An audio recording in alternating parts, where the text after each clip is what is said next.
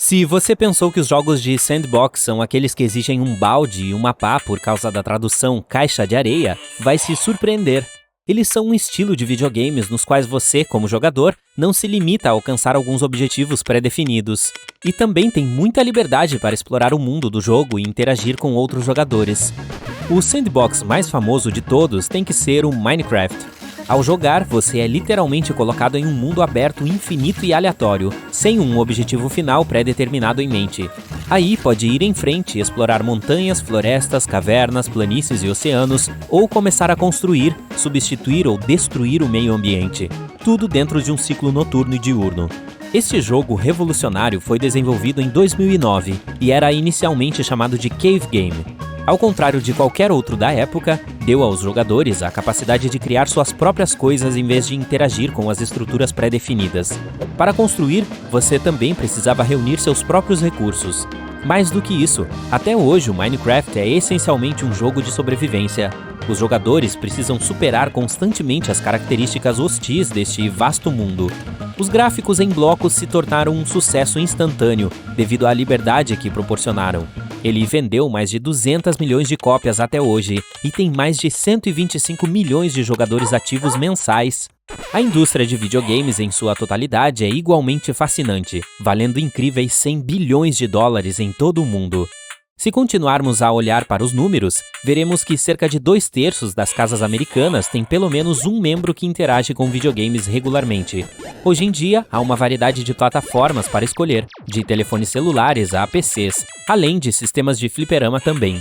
Não é de admirar que a indústria de videogames assuma a liderança quando se trata de tecnologia de computadores. Mas onde tudo começou? Alguns dizem que foi em 1952, quando um professor britânico desenvolveu o OXO, semelhante ao jogo da velha, para a sua dissertação universitária. Foi seguido pelo Tennis for Two, de William Higginbotham, em 1958, que foi apresentado em um computador analógico. Mas o caminho não foi só diversão. Em 1983, a indústria de videogames recebeu um grande golpe, devido a muitos fatores diferentes. O mercado teve muita concorrência, e para ser honesto, os jogos naquela época se tornaram de baixa qualidade.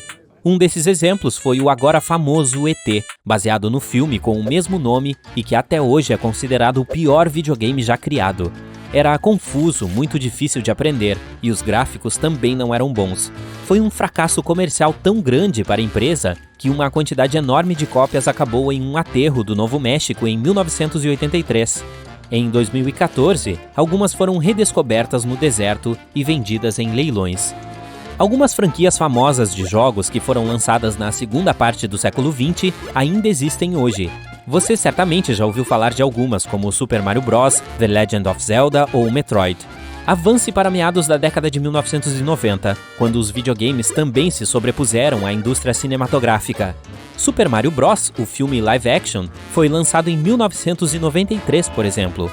Os do Harry Potter são alguns dos mais famosos por aí. Eles incluem uma variedade de opções, algumas baseadas nos romances, enquanto outras acompanham o universo fantástico. Desde 2001, pelo menos 15 jogos de Harry Potter foram lançados no total, e isso apenas para PC e consoles. Se você perguntar aos críticos, a maioria dirá que o da Câmara dos Segredos é o melhor, mas não há outra franquia como a Mario. Inicialmente, o jogo era chamado de Donkey Kong, isso em 1981, e o objetivo naquela época era que um pequeno personagem chamado Jumpman salvasse sua parceira Pauline de um grande macaco malvado. O personagem peculiar atraiu o público por causa de seu macacão e boné vermelhos. Mas como ele acabou com o nome Mario? A história diz que um dos criadores notou que o Jumpman era semelhante em aparência a um dos proprietários dos escritórios em que trabalhava, e o nome dele era, obviamente, Mario. Se você pensou que os videogames são principalmente para crianças, ficará surpreso mais uma vez. Um relatório de 2022 observou que cerca de 2/3 dos americanos jogam regularmente. Isso equivale a mais de 215 milhões de pessoas. Mas isso não é tudo. 75% desses jogadores têm mais de 18 anos. Ainda mais surpreendente é que o jogador médio de hoje tem 33 anos. O que há de tão intrigante nos videogames que nos mantém viciados mesmo quando adultos? A resposta não é tão simples, porque depende do tipo de jogo e até mesmo da personalidade de cada um. Mas a maioria das pessoas diz que ainda pegam um controle de vez em quando porque isso lhes traz alegria, as estimula mentalmente ou lhes oferece alívio do estresse de suas atividades diárias. Outra razão interessante é o fato de que, os videogames nos conectam. Em 2020, por exemplo, 65% dos jogadores disseram que só gostavam de games que os ajudavam a interagir com outras pessoas. Esse número disparou para 77% em 2021 e para 83% em 2022. Os videogames nos ajudam a interagir mais e nos permitem nos conectar com amigos e familiares, independentemente da distância. Alguns adultos até indicaram que jogar os ajudou a melhorar algumas habilidades da vida real. Isso inclui resolução de problemas, pensamento crítico e a capacidade de trabalhar sob pressão e prazos. Os jogos também podem dar uma sensação de estabilidade e propósito.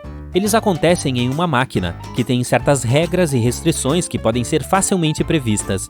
Se você jogar de acordo com elas, vai ganhar. É fácil e reconfortante. Surpreendentemente, até mesmo cirurgiões podem se beneficiar dos videogames regularmente. Estudos mostraram que aqueles que jogam de vez em quando cometem 37% menos erros e são 27% mais rápidos do que seus colegas. Essa indústria também se tornou recentemente um grande ambiente esportivo de espectadores. Chamados de eSports, reuniu mais público nos últimos anos do que a final do futebol americano ou até mesmo que as finais da NBA. Os jogadores profissionais podem ser muito jovens. De acordo com várias fontes, houve até um de 7 anos. Videogames são jogados no espaço? Com certeza. Em 1993, o Tetris foi o primeiro a ser apreciado além da nossa atmosfera. Já a sessão mais longa durou 138 horas. De 11 a 17 de julho de 2015, Carrie Swidetzky se dedicou a um jogo chamado Just Dance em uma sessão que quebraria todos os recordes. Lembra quando eu te disse que a área de superfície do Minecraft é ilimitada? Acontece que é mensurável e estima-se que seja muito maior do que a da Terra.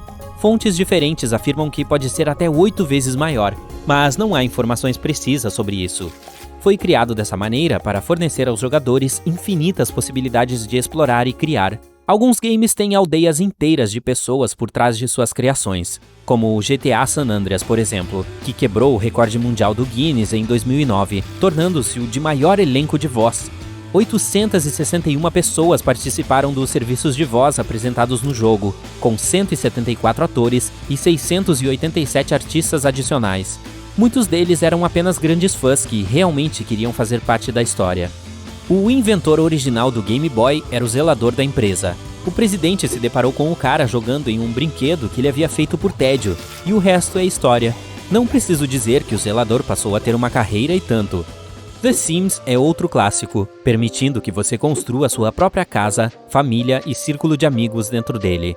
Você pode até conseguir animais de estimação e empregos. No entanto, muitas pessoas não sabem que inicialmente era para ser um simulador de arquitetura, com os personagens apenas colocados lá para avaliar os edifícios.